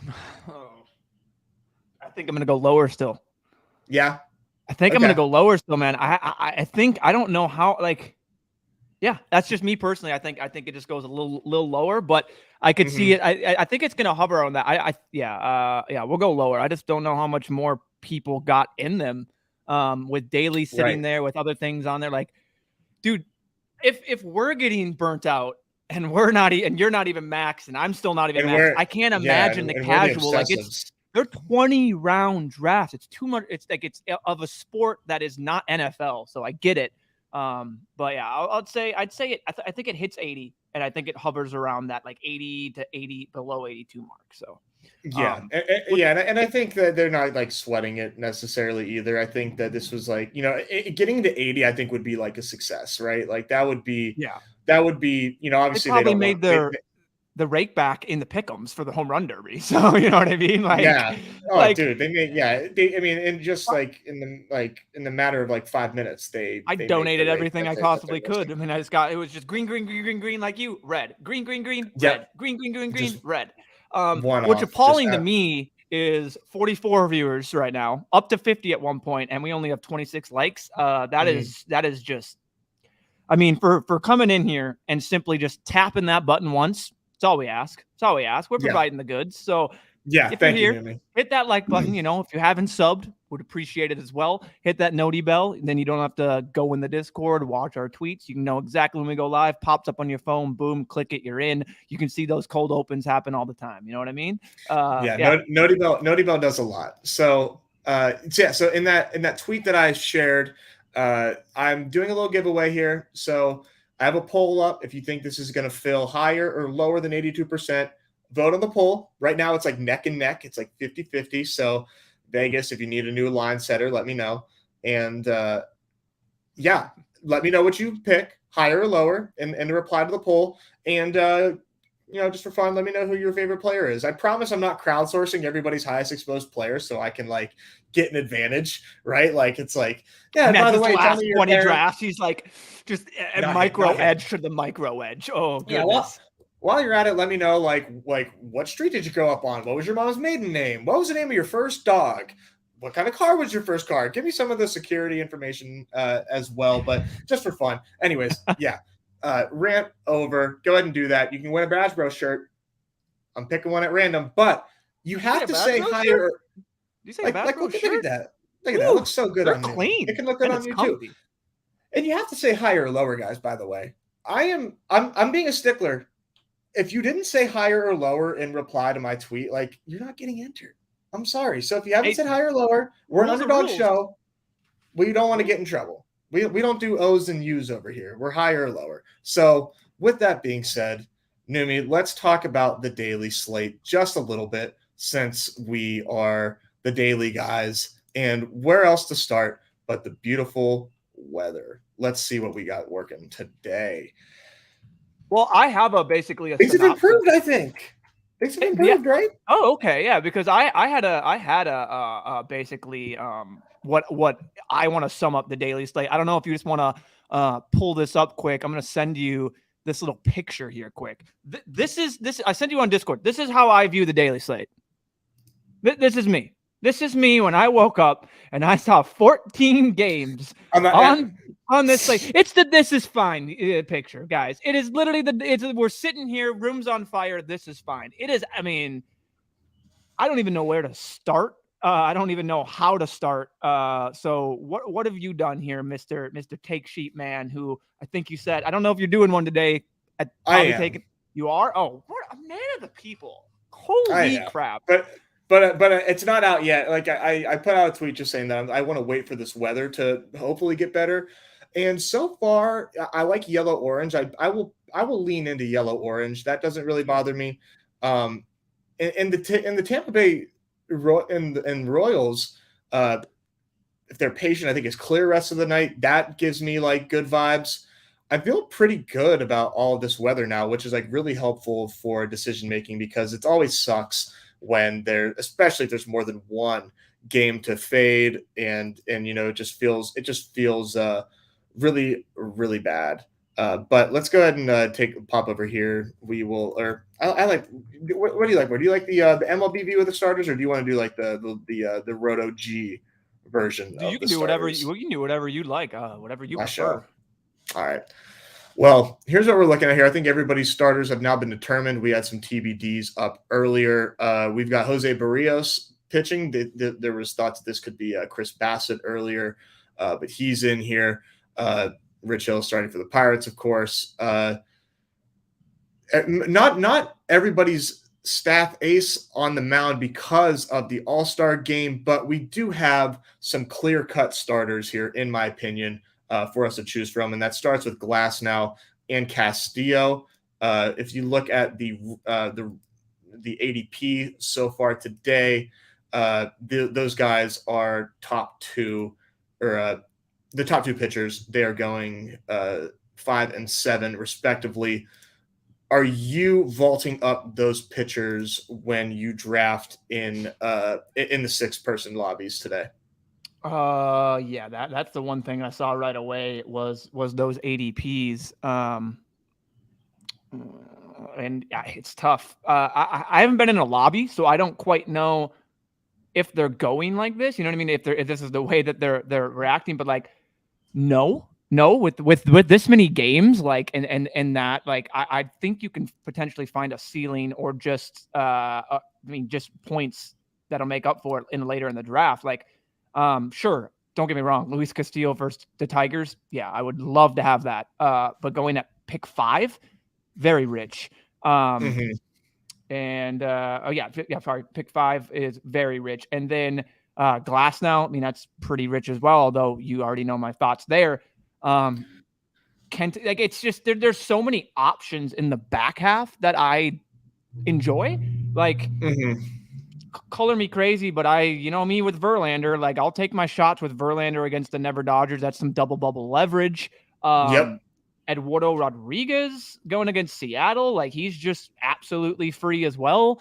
There's a lot of names back there that I don't mind, like Jose Barros. Like, dude, there's names I'm willing to that project well on multiple projection sites, not just the bat. I mean, I use others that project well, that I don't think I need to sink a first or second round draft pick into them. Now, if I don't think I want to be totally underweight, so of course I'm going to mix it up and I'll get some Castillo and Glasnow and build out that way. But I think my first thought would be a weight pitcher, especially with a 14-game slate. I agree. And what I think is going to happen as well as more people end up drafting these once they're done with their 7th-inning stretches is that we see a flip, and Glasnow flips Castillo. If that doesn't happen, then I will have like no Castillo, because I will take Glasnow over Castillo every time, no matter what. I think with the Tigers, like, yeah, everybody like knows that they're not great, but Castillo hasn't necessarily been like this like must-have ace on the mound either. Like, he's not Strider, he's not Snell. The K's have been like good, not great for him. And the Tigers, man, like we say, it's a joke, but like they're legitimately pesky. So pesky, I would choose to not take Castillo today. Glasnow, I think, is going to be one of my top owned pitchers today. He's set up in an awesome spot to get a dub. He hasn't had one of his last 3 starts, despite throwing absolute gems. I think he's in line to be a huge separator today. And you can kind of say the same about Kenta Maeda as well, who has been pitching excellent since he's been back. Like, should be talked about more. He's been a breath of fresh air as a Twins fan. Yeah, he's been phenomenal. He's been great coming back. And we all know Oakland. It's tough because like it makes sense why Glasnow and Maeda are pushed up there, and Castillo. But yeah, I think I agree with you there. Glasnow, if I had to pick, would probably be my 101. Just out of that strict K rate and how bad the Royals are. I mean, they're pitiful team. I think Glasnow would definitely be my first pitcher there. Like, if I had to rank them, ADP adjusted, it would probably be Glasnow, and then it would probably go Castillo third, and I would move up Sir Charlie Morton. To my third or to my second pitcher at that 28 price. I know we talked about the White Sox and how much we love them, but I like Charlie Morton at that price. Projections like him as well too. You want to talk about win quality starts, what he's going to give you there? Sure, and he's still giving you the K, like plenty of Ks. So that's one for me that sticks out that I might get a little overweight too. Yep, yeah, I think that's a pretty good shout there. If we look at team stats against right-handed pitching here. I'm doing it on my side screen. I apologize here. But if we want to see some advanced stats here, as far as the K percentage goes against righties, White Sox are middle of the pack. They strike out the 11th most against right-handed pitching, and how they fare against right-handed pitching from just a output standpoint. They rank 27th in WRC plus against right-hand pitching. They are in Chicago. They're in Atlanta as well, which like isn't like super high on the park factor. I know we kind of joked about them being East Coast cores, but they're not like a super high park factor. So yeah, I think it's a really good shout. I think Morton at 28 is probably going to be one of my highest owned pitchers today. Sandy is interesting today too. Orioles, I love the Orioles when they face a righty, so I will be taking some Orioles today, but we're kind of like waiting on this bounce back. And I think Sandy, I think it's highly unlikely he's a separator, but he probably gives you a floor that doesn't kill you, right? Yeah, Maybe. yeah. I like Sandy. Now, the one caveat I will say that Joe Ryan blow up came against them Orioles. Them Orioles have any upside of any offense out there. So we know what they can do, but yeah, that's another name that I'll shout out there. Like Corbin Burns against the Reds. That's a fun one too. Depending, like you can find your leverage in your double bubble, and like these are star pitchers that are just being suppressed because of the matchup and because of just it. Like any one of these guys can come out here and have a game, and one of them is going to, you know what I mean? It's going to happen just straight out of the odd and on what we're looking at here. So yeah, I like Sandy as well. Even going into Baltimore, it would, I mean, obviously lefty going against there would be more supreme. It limits their best side of their best, right, or a lefty in Baltimore suppressing the lefties going out in Camden would be the best. But yeah, just looking at this now, I mean, Erod is really fun for me. Just looking at that, man. I don't know. I'm just an Erod guy. I'm a sucker for it, but yeah. But yeah, this is going to be really interesting. Just looking at this slate and how it goes, because there's a lot of double bubble leverage that can kind of happen here, and you can just build however you want. And truly, like again, there's just so many pitchers down here that I'm comfortable going to. You know what I mean? There's the 14 game slate just offers a plethora of options. Like the Twins are terrible. The Twins are the highest strikeout team in the MLB. So Paul Blackburn's even an option today, folks. Like, I don't know what to say. Like, literally, Paul Blackburn is an option today if the Twins are going to do what they've previously done, and that is not hit the ball and strike out at a freaking like league high rate ever. It's unbelievable. So, I mean, there's so many angles you can play here. Yeah. Let's move on to the offenses here. I'm going to pull up Fantasy Labs live totals here that they aggregate, and we can kind of use this as a baseline.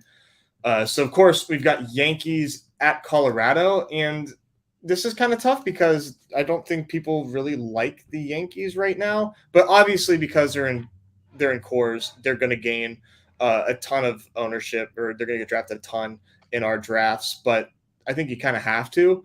As far as ADP goes for these Yankees, I'll on my side screen here, I'll just kind of shout it out. Giancarlo Stanton goes 4, Gleyber Torres goes 9, and then after that, dude, Harrison Bader goes 20, Josh Donaldson goes 30, Anthony Volpe goes 31. So because it's a large slate, people aren't taking them. I think priority number one for me, if I'm building a portfolio, is get some Yankees onslaughts before the prices move up. Yeah. So one thing I want you to do here for me, go to Plate IQ, and there's a fun thing I want to show you that has this screen, but it goes even in with advanced stats. So go to Plate IQ for me, and then go to the 14 game slate, that little tab up there, and then pull that up here, because when you click the team option, it shows this, but then it also shows ISO, WOBA, K, hit projection, and everything, and it's really cool, and it's free for anyone that can do this. So. Feel free to shout that out. You might have to guide me here. Do you want me to look up the? So right there on the top next to DraftKings, kick it so it's 14 game slate. Boom, and now click teams. Right to your left. Boom. All right there on a beautiful, beautiful, crisp page. You can sort it by anything you want. So you can go to the runs like you were just looking at, and now you can see everything on there as well. Yeah, get out of here, Pretty Fantasy Labs. You're cooked. This well. is now The what funny you're doing. thing is, it is powered by Fantasy Labs, which is kind Of of funny. course, So it's Plate of IQ course. powered by Fantasy Labs. But yeah, this is the thing I like to look at, and just showing you here because you can see what the Brewers are projected, but then we've seen what their ISO is and what their K rate is, so you can kind of see the underlying numbers and stuff like that. It's like, sure, they're projected there, but we know what the Brewers' offense is what those stats are telling you. And And then on we the know flip side, you can kind of use that as a, hey, they project well. Recency bias might get the field not to them. So, if another you good can point, sort of, another great point. yeah, you can look at the team like the Mets, who I like today. A lot of green on the right side, but as far as their implied run total, it's it's a little bit in the red. But it's Julio Urias, and he Yep. kind of hasn't really been that great thus far. So that is somebody that I like today. But no, this is definitely useful to see this At a labeled like glance. Yeah, this. I love the seeing everything at a glance, so I can just see, I could compare it all instead of having to do the nitty gritty. And yeah, like your Yankees thing, I love it. Like to get up there before the prices adjust. I mean, you type in Yanks, 4, 9, 20, 30, go get your Yankees. I mean, there's 2 people in the top 10. There's 3 people in the top 30. Like that's on the, if I were to do a clubhouse, which I might now because we're the men of the people over here. That's where I would put them literally as like almost like kind of like they in terms of slate, like they're a little popular, but they're not as popular as they should be in terms of this Coors and going up against Austin Gomber and that lefty. Like, and then you see the Rays there against Marsh. Like it's that's really caught my eye is this matchup here. Yeah, they are 13 for ADPs. It's Randy at 13, Wander at 13, Josh Lowe at 27, and they're all Esoc. So they're free. You can build out mini stacks, and I mean anyone on that Rays can pop a home run. So I like getting mini stacks of anyone on that team. Like the Cardinals, like light a little fire under them coming out of that break, going against Trevor Williams. Like there's a lot of spots here that you can kind of build out. It's really fun. Yeah, Cardinals seem like a really nice team to attack right now, too. If you look at their ADPs, nobody is being selected before the 3rd round. So you can build that out whenever you want. Yeah, just like ignoring ADPs on 14 game slates will instantly put you at an advantage, because ADPs are what they are for a reason, because that is how most people are drafting. So if you choose to, hey, I'm building out a Cardinal stack, I'm going to start with Paul Goldschmidt first round. Let me just take Paul Goldschmidt first round, load up as many Cardinals as I want, find a pairing after, or just completely onslaught them. That will give you some uniqueness and give you ways to find first place in your results tab by just getting a little different. So Cardinals, another great shout here. Yeah. On a slate this big, man, it's just really tough. I don't think that there's, I mean, it benefits you to find some unique stacks, but what is there anything that like you will not do? Like for me, dude, I No. don't know that I'm going to do the Royals today, but I think So otherwise, like, yeah, that's interesting. That's the like it's not like, so last night Lake was on with it's Lake, right? Is that how you pronounce the you last said name? Lackey. Lackey. So apologize, Lackey. Phenomenal guest twice that's been on Sheeps. If you haven't seen that, again on the show last night, right after me and Chris were on there. Great stuff. He was talking about when he did the Javier, he showed up, it was 3, he chose the Mets. It's not quite, you're not quite getting that with these teams.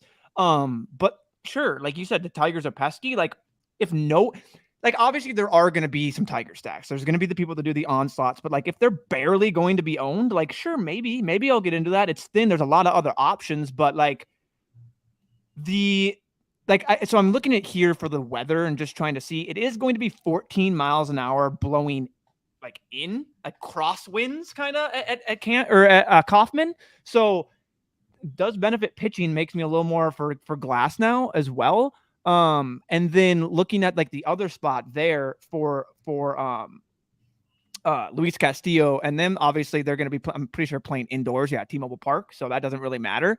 But just kind of looking at that weather is really interesting. And then like Yeah, like you look at the Cubs and the Red Sox as well. They have 8-mile-an-hour winds blowing out at Wrigley. So that's just looking at that as well. But to answer your question of anything I won't do, probably the Royals, maybe the Tigers. I don't really just want to fully cross them off my list right now because like we're playing to win first place, obviously. And if no one's going to have them, it's interesting. It just seems thin with that. So I might cross It off the does, right? Royals. I might cross off the Tigers. I would probably just out of bias cross off the A's. But they offer leverage. They offer leverage to get these pitchers down. But on a 14-game slate, do you need that leverage is the question.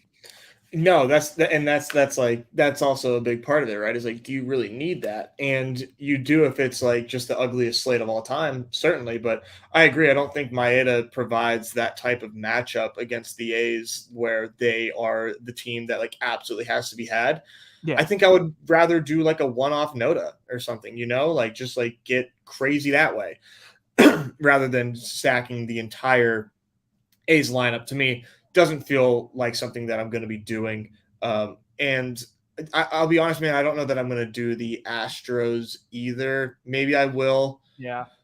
But it's with Altuve there, and there's no double bubble. There's no double bubble at all when Shohei's pitching. Like, that's the one thing I like. Yeah, that's what I would like is like Shohei would be the 101 if he was pitching. Like, you know what I mean? Right? Like it would just, or he would be up there in the first round with these guys, but you don't get anything. I guess the only thing you get is that they're all free. Yeah, they're all freer than free. That's the one thing you get is not many people are taking them, and only two have an ADP in Tucker and Abreu. So that's what you are getting if this is the Ohtani blow up. The thing for me, you already said it. New York Mets. Yeah. Highest ADP of 35.1. Look at the ISO, look at the wall, but look what we're looking at. And Julio Urias has just been garb. Not garb, but he's been not that great. So, you know what I mean? He's been attackable. That's a matchup right there that I enjoy. Just right off the bat with those ADPs. That's something I'd like to kind of attack there. I mean, Urias is still 1, 2, 3, 4, 5, 6, 7. He's the 8th pitcher off ADP. So like he is maybe mixed in a little bit. I don't know how much, but yeah. All right. Let's rip a draft and see how things go here. I got the 102 here. I think for me, it goes like this for the top 3. Like if Stanton's healthy, Stanton's in. I want Stanton at Coors against Austin Gomber. It's just that simple. And he might end up flipping Ohtani. Who knows? But just because Stanton's kind of had a weird season thus far. But to me, man, you just don't overthink it. I have so much Stanton in the 7th inning stretch. His ADP is one of the most, in my opinion, one of the most mispriced for potential ceiling that he gives you. Yeah. I mean, all the dude does is hit home runs and provide you with 14 points when that ball goes over the fence. Getting Judge back in that lineup too. Yeah, so let's do Stanton. Let's do Stanton. I mean, that we're identifying this matchup like it's let's go look at Coors here for a second.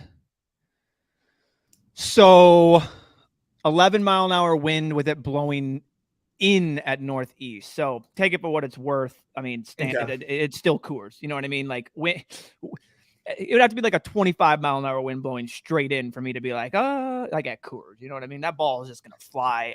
81 degrees with some humidity. Yeah, humidity is going to be near 40, 50. It's just climbing. So, yeah, that's going to be fun. Okay. Yeah, I'm fine with it. And, it looks like we are getting no Yankee stacks. It is being wiped out from under us as we speak.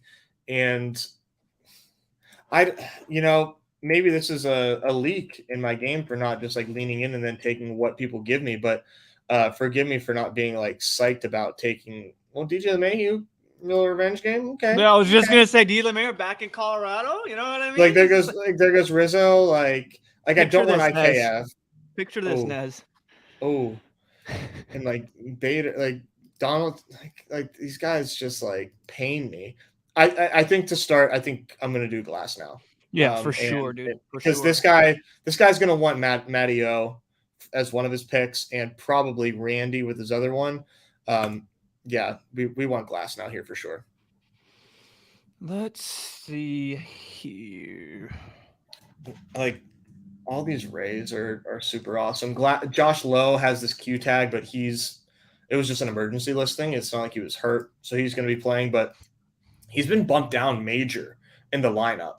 But people aren't drafting him like that, so that'll be interesting to see if that sticks. That spot in the lineup that he's been at. It hasn't been very high lately.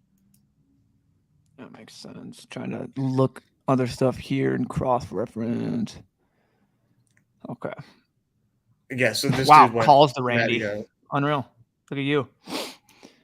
So yeah, Wander's fun. You can get your boy Corey Seager. I know. I think so. I don't know if this is bad, but I'm going to do LeMahieu. And the other reason I'm doing LeMahieu is because we kind of joked about the revenge game. That's always fun. But we've got two guys in between us that have 2 picks, and they have already taken Yankees. And I think they will continue to – they would have taken him. They might take Bader or Donaldson. They can be my guest. I've got my little stat going. Yeah, see, there goes Bader. If they want to take Donaldson, like, I would actually be thrilled because I don't want to have to think about having to stack Josh Donaldson because I hate Josh Donaldson. I'd much rather take these other. The Yankees hate Josh Donaldson, man. Like everyone hates Josh Donaldson. That was my call for Arenado. They don't like Josh Donaldson, and who has the money to go get someone, and who needs a third baseman? So I was just my bold take is perhaps the Yankees go out and make a little move and get that. But everyone in the chat, the Cardinals aren't tearing it down. So I put in the chat, like I think it was on Tuesday when I was talking about every player that we were mentioning. It was like, oh, they could get traded. I was like, okay, guys, just put in the chat, like, just so you know, don't draft a single player because they could get traded. So everybody's gone. We don't draft people here. We just let it happen, and then hopefully they stay on the team. Yep. It's like everyone we were bringing up, they could get traded. Like, is that bad? Is that good? It's like, if they're getting traded, you would hope they're getting traded to someone like someone that wants them and it's going to be playing them. You know what I mean? I'm not going to trade them to simply be like, all right, enjoy the bench, bud. Like, yeah, no, obviously. So we got some interesting things going on here. Vladimir Guerrero goes. I was kind of hoping we would land on him. Donaldson goes. Thank you, Ever, for doing that. Excuse me. Wander Franco seems fun. Diamondbacks Franco are fun, but yeah, I think Franco here, and we just kind of hope the weather, because we got to bet on Glass now, so hopefully late start, I think, is kind of what we're hoping for. Yeah, and the good thing is it's not the Royals aren't a team that is likely to kind of screw up. They're when I was like reading and going like that, they're not basically the Nationals. You know what I mean? Where it's like the Nationals are not good with their delays. Yeah, no, they'll wait for 10 years and then delay it when it starts raining. Yeah, the Nationals are just garbo for anything. The fun little mini stack we could do if you want to do 2 Yankees and then a one-off, like you could do Corbin Carroll, or you can do anything you really want here. Yeah, I think you're right. I think Corbin Carroll just makes a ton of sense as a one-off. I like Jose Barrios a lot, but Corbin Carroll, man, getting that righty-lefty matchup, has the stolen base upside. I mean, this is a guy that was getting drafted in the top like 10, 6 over in dailies again, over and over. And now he's facing Jose Barrios, and it's like, oh, can't draft, like he's suppressed. It's like, sure, I like kind of like thinking of that mindset. Played in a dome. I mean, give me some Corbin.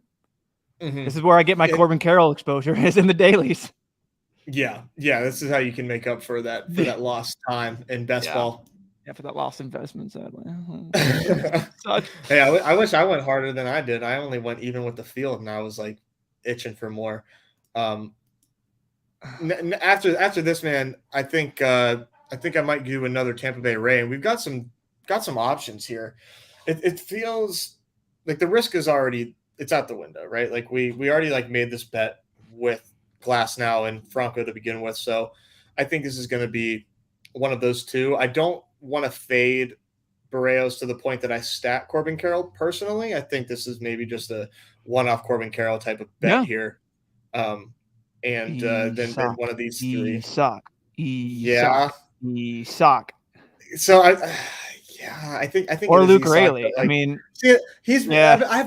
I have so much Luke Rayleigh now. It's like, do I just like let my 7th inning exposure take care of that, or do I get a little? Nah, man. I mean, it's a one lineup. I mean, if you're gonna go and take them over and over again, sure, maybe you can make that call. But if it's your first draft, like it's a good Yeah, you're matchup, right. dude. It's a great matchup, and like we said, the Fantastic. Rays seem fun. Am I silly for not even understanding who's on the? Yeah, it's Alec Marsh. Yeah, So I don't know who. yeah, like one thing I like to do is basically just see who all the lefty pitchers are. There's only 1, 2, 3, 4, 5 on Yep. the entire slate, which is Erod, Gomber, Urias, Carlos Rodon, who I'm not touching because he's in Coors. Just because like his ADP is pretty high. That 31 was interesting there, but I'm not touching that. And then Rich Hill. So Good old Rich Hill. good old Richard.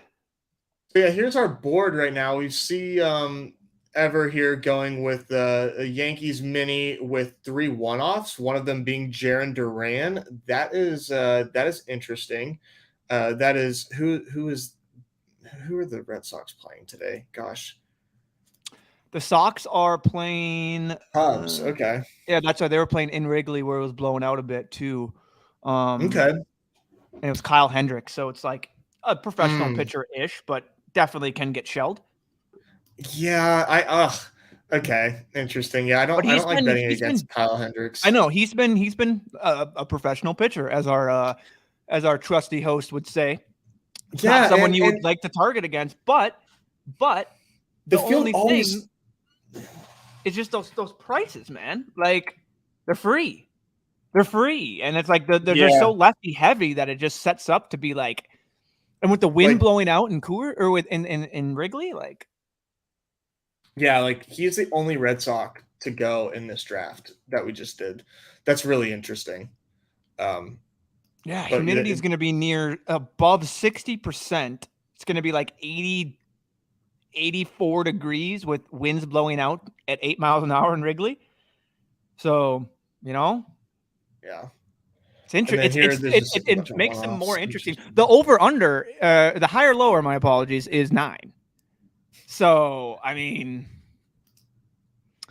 I think most people's are around that. I'm not gonna lie. So that's not even that like. Which kind of stinks because I like Bayo. I think Bayo is going to be underdrafted, and I think Hendricks is going to be underdrafted too. But it takes a lot of stones to take a low drafted pitcher for like barely any leverage on a big slate. So yeah. The things we do. Anything you want to say before we wrap things up here?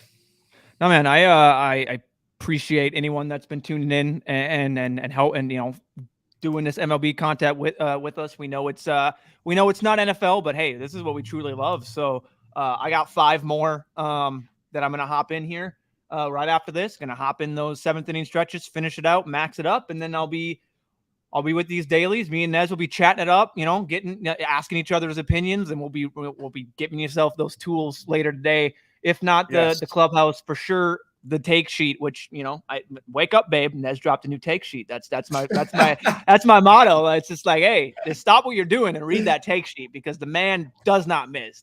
He doesn't miss. So as Snoop Dogg would say, yeah, I try. But my ROI would disagree, but I think we're on the right track today. I will say to people, like, if the 14 games in the weather, you don't want to go all in on your bankroll, there will be another slate. Like this definitely will. It will get filled. There'll be a diamond after dark. So like if you just want to throw a couple in and do something like that, and you don't want to put it all in there, like that's my kind of thought process here. Is like I always do better on smaller slates, so I normally play a little bit lower bankroll. And then I'll really ramp it up for when I think I have a little bit of an edge and I can find those 3-4 game slates. But yeah, we'll still be in here providing that knowledge, and I'm excited. Baseball's back. It kind of feels like, weirdly enough, it feels like opening day. It's weird. It's really weird. Like I'm giddy. So yeah, I'm excited. Yeah, we're finishing up a contest, and obviously that new contest is kicking off. So it feels like it does have opening day vibes. I will say I woke up pretty giddy, pretty excited to have some baseball to watch again. So yes, sir. Thanks for joining, everybody. If you have not yet signed up for Underdog Fantasy, promo code MLB, 100% match deposit, up to $100, just in case. Just letting you know. This is no brainer. Go ahead and sign up. For Neumy, for me, For John, we're the Badge Bros. Everybody's favorite time of the show. The end. Let me find the outro. Peace.